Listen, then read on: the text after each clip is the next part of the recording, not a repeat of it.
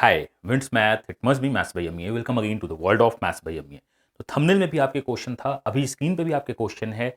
ये क्वेश्चन मैंने अपने क्लास में जो कि 3:30 की क्लास चलती थी मेरी, उसमें मैंने करवाया था। मैं चाहता हूँ इस क्वेश्चन को आप करो, बहुत इंपॉर्टेंट क्वेश्चन है आपके सारे अपकमिंग एग्जामिनेशन के लिए। तो आप वीडियो को कीजिए पॉज और इस क्वेश्चन को कीजिए आप सॉल्व। तो आई होप आपने वीडियो पॉज किया होगा, क्वेश्चन को सॉल्व किया होगा। बहुत सारे तरीके होते हैं ज्योमेट्री को सॉल्व करने का। मैं आपको देखता हूँ कि बेसिक स्टेप से हम लोग इसको कैसे सॉल्व कर सकते हैं। चलिए इसको सॉल्व करते हैं। आपके पास क्या है? आपके पास एक राइट एंगल ट्रायंगल है, fine, which one is A B C और बी पे 90 डिग्री दिया हुआ है। एंड आपके पास दो सीवियंस हैं। जब भी सीवियंस अगर आपके पास होता है तो आपके पास मास पॉइंट ज्योमेट्री दिखता है, आपको सिवास थ्योरम दिखता है, आपको स्टीवर्ट दिखता है। तो मतलब आपको ये दिखना चाहिए। मैं हमेशा से बोलता हूँ कि अगर ट्रायंगल्स में दो सीवियन दिखे तो ये सब बातें आपको दिखनी चाहिए, रेशियोज दिखना चाहिए, दिमाग में क्लिक होना चाहिए। वैल्यू जो दिया है मेरा यहाँ पे दिया है 3 सेंटीमीटर, ये वैल्यूज है, रेशियो नहीं है। ये 2 है, मतलब टोटल क्या हो गया आपका 5 हो गया। ये जो वैल्यू दिया हुआ है ये भी आपका 5 हो गया है, और यहां से यहां क्या है आपका 8। तो मतलब ये 5 सेंटीमीटर है, ये 13 सेंटीमीटर है, तो मैं बोल सकता हूँ ये 12 सेंटीमीटर होगा। ये मुझे पता है।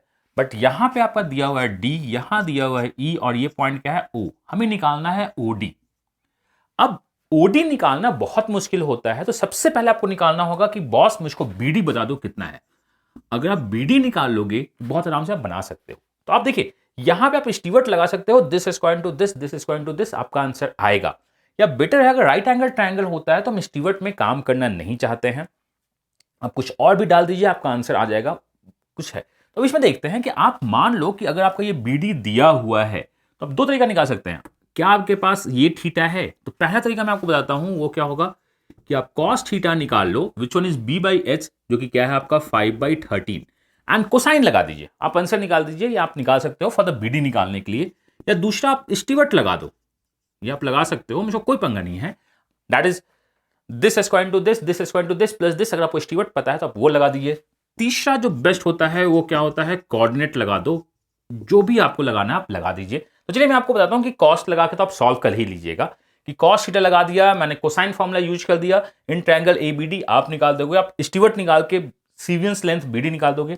कोऑर्डिनेट ज्योमेट्री में मान देता हूं कि ये 0 0 है, ये लेंथ अगर 12 है तो मैं इसको मान देता हूं दिस वन इज 12,0 होगा। हाइट आपका 5 है तो ये 0,5 होगा, मुझको पता है। अब मैं सेक्शन फॉर्मूला से डी का कोऑर्डिनेट्स निकालता हूं। देखिए 5/18 का है, तो 5 यहां मल्टीप्लाई होगा तो ये क्या होगा 60/13, क्या ये ठीक है? दैट इज 5 यहां मल्टीप्लाई होगा 20, ये यहां मल्टीप्लाई देगा, और बीच में समेशन होता है, सेक्शन फॉर्मूला लगा रहे हैं। ये यहां मल्टीप्लाई होगा तो क्या हो जाएगा 40/13।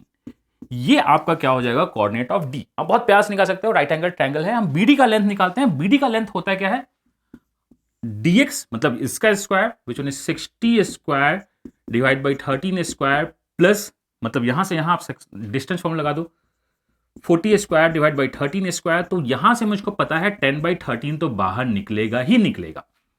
या मैं बोल सकता हूं कि 20/13 को बाहर निकाल देते हैं। अगर यहां 20 निकालिएगा बाहर, यहां से स्क्वायर टर्म से बाहर निकले, तो यहां आपका बचेगा क्या 3, यहां क्या बचेगा 2, तो यहां क्या हो जाएगा अगेन 13। क्या आपको समझ आया? मैं फिर बताता हूं। 13 स्क्वायर है, मैंने उसको बाहर निकाला तो स्क्वायर से बाहर हो जाएगा। यहां पे भी 20 स्क्वायर है, अगर मैं 20 बाहर निकालूंगा, 20 स्क्वायर बाहर निकालूंगा, तो यहां पे मेरे पास बचेगा 4, दैट इज 2 स्क्वायर, यहां बचेगा 9, तो यहां हो जाएगा √13। मैं लिख सकता हूं ये 20√13 होगा। तो ये सबसे सेफेस्ट और फास्टेस्ट मेथड होता है बीडी निकालने का। कोसाइन में भी कैलकुलेशन होगा, स्टीवर्ट में भी कैलकुलेशन होगा, बट कोऑर्डिनेट ज्योमेट्री यहां पे अगर आप लगा दी तो आंसर आ जाएगा। आपने कहा सर आपने बीडी तो निकाल लिया बहुत प्यार से, अब ओडी कैसे निकालेंगे? ओडी मेरा सबसे फेवरेट है, that's the mass point geometry. Use करते हैं, या कुछ आप बोल दो सिवाज, अगर बोलना चाहते हो तो इसको यूज कर दो। यहां पे लगाता है ये वैल्यू 8 है, ये वैल्यू 4 है, तो यहां पे मान लेते हैं वेट 8 मान लेता हूं मैं। 8 3 जा 24 हो जाएगा, ठीक है। यहां 24 बनाने के लिए यहां 12 होना होगा, ये मुझको पता है। 8 5 जा 40 होगा, तो यहां भी 40 बना के यहां 5 8 होगा, यहां का वेट क्या है 13। मैंने मास पॉइंट ज्योमेट्री लगा दिया। अब यहां ये आपका 13 और 12 का रेशियो होगा, तो जो ओडी निकालना होगा ये 12 आउट ऑफ 25 है, 12 out of 25 into 20 out of √13 is the answer of this question. यहां 5 जा जाएगा, यहां 4 जा जाएगा, तो ये जो आपका हो जाएगा 48 डिवाइड बाई 5/13, और यही आपका आंसर है। तो इसमें मैंने बहुत सारे कॉन्सेप्ट डिस्कस किए हैं। आप सारे कॉन्सेप्ट के बारे में सोचना। क्या आपको कोसाइन पता था? हाँ पता था, यूज कर सकते हैं।